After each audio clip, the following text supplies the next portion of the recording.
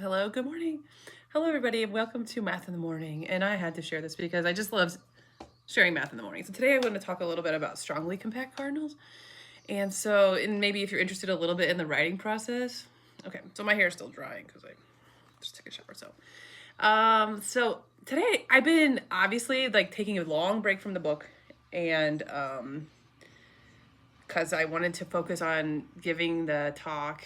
And then after that, I got a little involved in the killing primes, and that was really awesome. It's still awesome. So I took a little break from the book, but I'm getting back into it now, and it's like so hard, of course. But I think also like this chapter, and it's going to get even harder with large cardinals and forcing. It's like there's a lot of information, and like there's no way I don't know all the information about these large cardinals, and I don't like what to put in the section for strongly compact cardinal. So like I don't know, I'm not super familiar with like infinitary languages and stuff like that. I'm not going to talk about it from that perspective, which is like kind of a disservice perhaps. So I'm thinking like what can I add, like what am I doing, and why am I adding. And I think that like for these little just little short essays on like these large cardinals, it's definitely not like a comprehensive view. It's just more like, can I make a cool image that goes in there? I have the definition right away. It's sort of like if someone's looking at it, so maybe they're flipping through the book and they're like, oh yeah, what's a strongly compact cardinal again? Just so like the basic, just like what's the definition, and then maybe like an image. And then I also really like, my favorite part is like the philosophy of these large cardinals, which isn't really the philosophy of them. It's just like, what's a good story that comes to mind, or like how do you think the large cardinal itself feels, or something like that. Okay, so I think that that's what I'm adding to it, is like some images and maybe like a story to kind of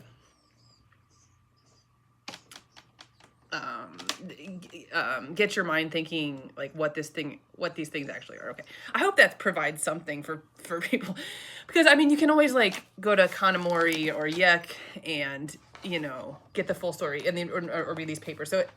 So in these chapters, I'm gonna include like the first part is just like the definition of the large cardinal for this chapter 4, the definition of the large cardinal, and then some paper about it, and then like, and maybe that's tied to a story, and then like the philosophy of the large cardinal, which is like more like a poem or something, or a very short story, and then the last part is further research. So for strongly compact cardinals,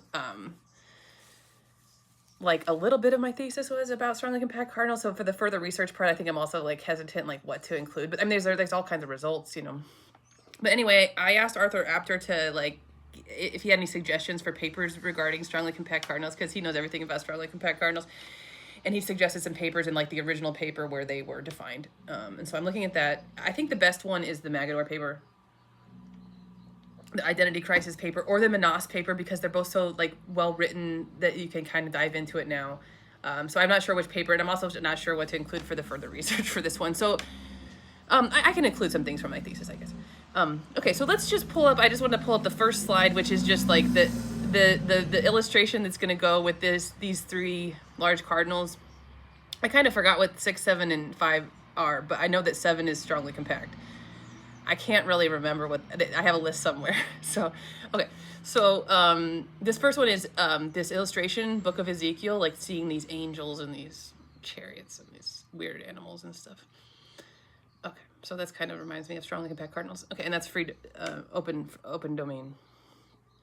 Okay, so the first slide is just that we have the definition: an uncountable cardinal kappa is strongly compact if for any set S, every kappa complete filter on S can be extended to a kappa complete ultra filter on S.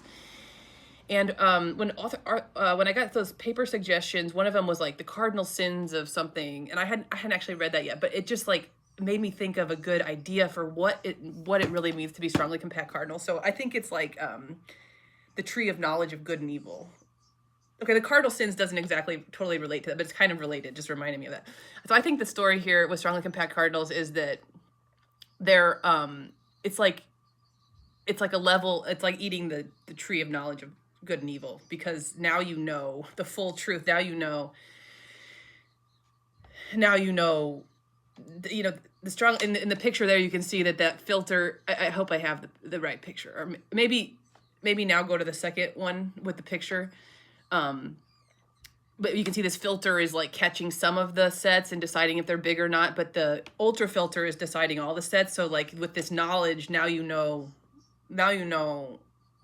the truth about everything, about every set, whether it's in or out, whether it's big or small. And this knowledge, obviously, well, in the real world, this knowledge causes problems. That's why we're instructed not to like make judgments of everything and everyone. I think that's what that story means. But okay, so that picture, I like that it's like the Kappa complete ultra filter is sort of catching all the sets now. Okay.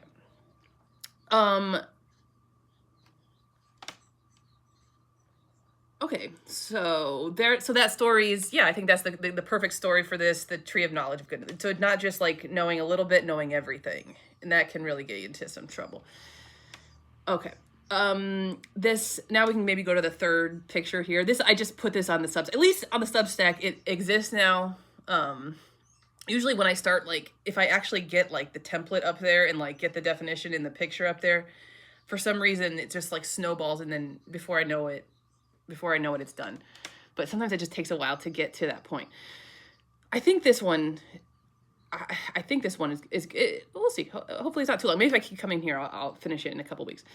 And the second picture, I can't really remember. I got these from the slides from a talk I gave in like 2020. So I can't, this is another definition of theta strongly compact, and this has a nice picture with it. So I'm going to try and, I don't know. I have to like read the definition again and see what it all means. But I think this looks like a nice picture somehow.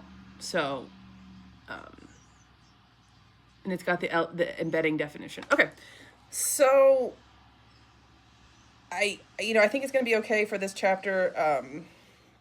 I'm really excited to get to like inaccessible cardinals. So I really do want to do this chapter though. And the way I envision it is just like, like, yeah, like I said, like you're flipping through the book and you just like want a reminder of what these large cardinals are. And maybe you just want a nice picture that goes with it and a nice little story. I don't know what I'm going to do for the further research on this one. But there is some killing them softly type theorems that go with strongly compact cardinals, but I haven't really gotten to forcing yet. So like, okay, but I thought like I saw there was a paper recently by Arthur Apter about strongly compact cardinals. Anyway, it'll come to me. I think the whole process and the point is that usually like in this stage when I'm like thinking about writing it, it's like a lot of possibilities can happen. And then when I actually get to the writing, it's like, I just picked one paper and I just picked one idea and I just picked a couple of theorems for the further research part. Okay. So I definitely want this to be part of the book. Part of me this morning was like, you know what?